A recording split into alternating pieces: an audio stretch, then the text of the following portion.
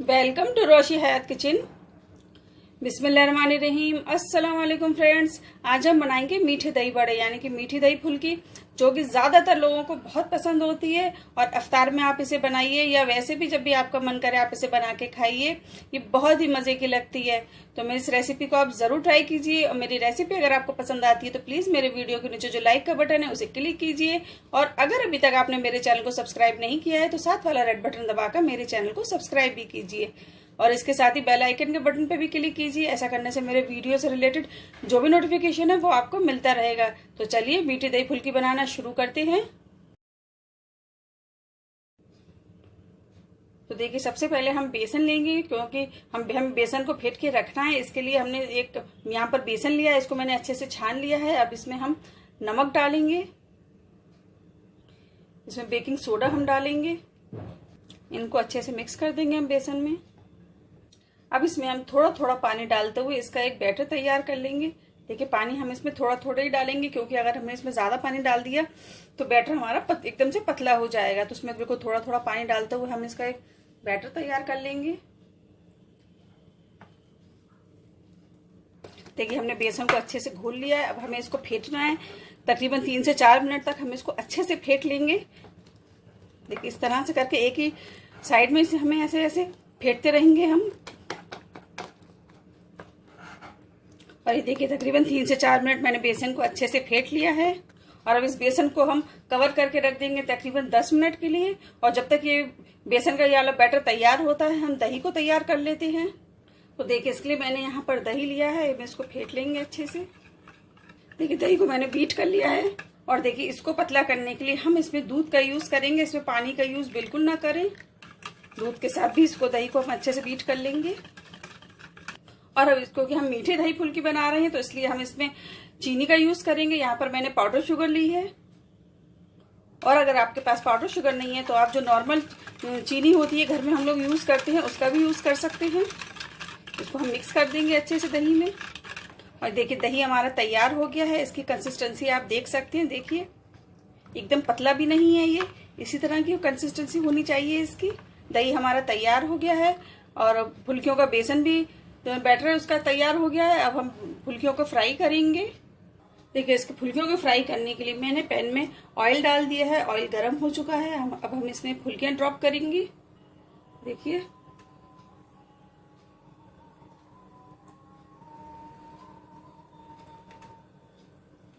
इसी तरह से हम सारी फुल्कियां इसमें डाल देंगे।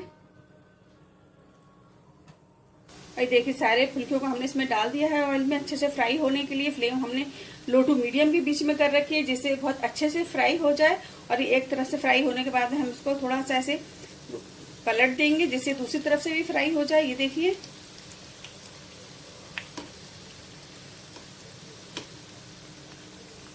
और ये देखिए, फुल्के हमारी दोनों तरफ से बहुत अच्छे से फ्राई हो गई हैं। बहुत अच्छा सा कलर आ गया है इस पे।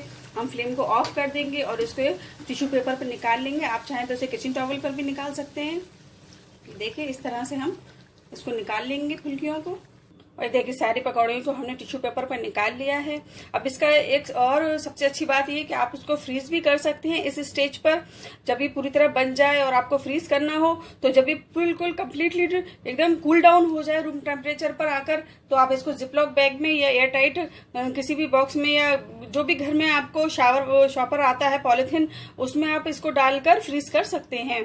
और जब भी आपका मन हो आप इसको निकालिए और इसी तरह जैसे मैं भी पानी में इसको भिगोऊंगी इसी तरह से आप करके और दोबारा से इसको दही फुल्की में यूज कर सकते हैं। और इसकी शेल्फ लाइफ भी तकरीबन 2 महीने तक होती है, लेकिन 2 महीने के अंदर आप इसको यूज कर लीजिए। तो अब इसको मैं पानी के अंदर डिप करूंगी। तो मैंने यहाँ पर एक नॉर्मल टैप वाटर लिया है। इसके अंदर हम जो पकौड़ी हमने बनाई थी इसको हम ड्रॉप कर देंगे।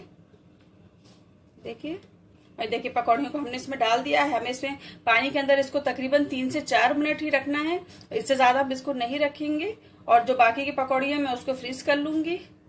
और देखिए, तकरीबन 3-4 मिनट हो चुके हैं। पकौड़ी जो है बहुत अच्छे से फूल गई है, इसने पानी को भी ऑब्जर्व कर लिया है और ये बहुत सॉफ्ट भी हो गई। अब हम एक एक पकौड़ी को निकालते रहेंगे और हल्के हाथों से इसे वैसे प्रेस करेंगे, ज्यादा तेज हाथों से नहीं करेंगे वरना ये पकौड़ी जो हमारी टूट जाएगी।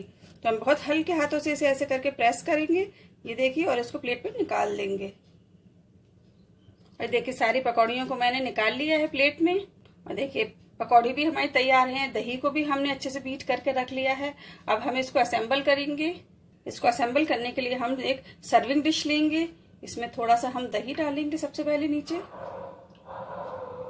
देखिए दही हमने डाल दिया है इसमें। अब एक एक करके पकौड़ी को हम इसमें रख देंगे।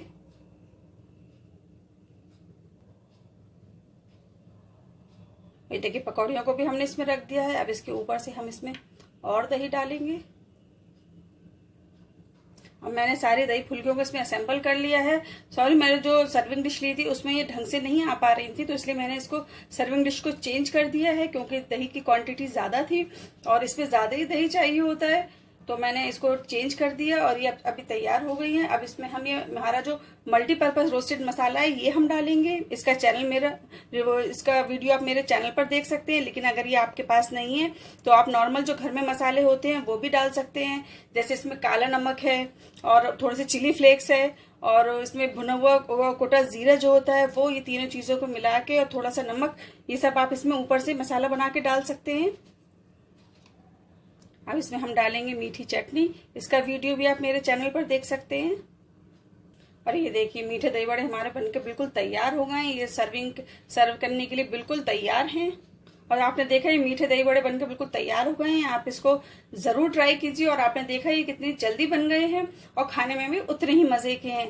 तो अब जब भी आपको मीठे दही बड़े खाने का मन करे, आप मेरी इस रेसिपी को जरूर ट्राई कीजिए। और मेरी रेसिपी अगर आपको पसंद आती है तो प्लीज मेरे वीडियो के नीचे जो लाइक का बटन है उसे क्लिक कीजिए और मेरे चैनल को सब्सक्राइब भी कीजिए। अपना एक्सपीरियंस कमेंट बॉक्स में जरूर शेयर करें। दुआओं में याद रखें। Thank you for watching my video. Allah Hafiz.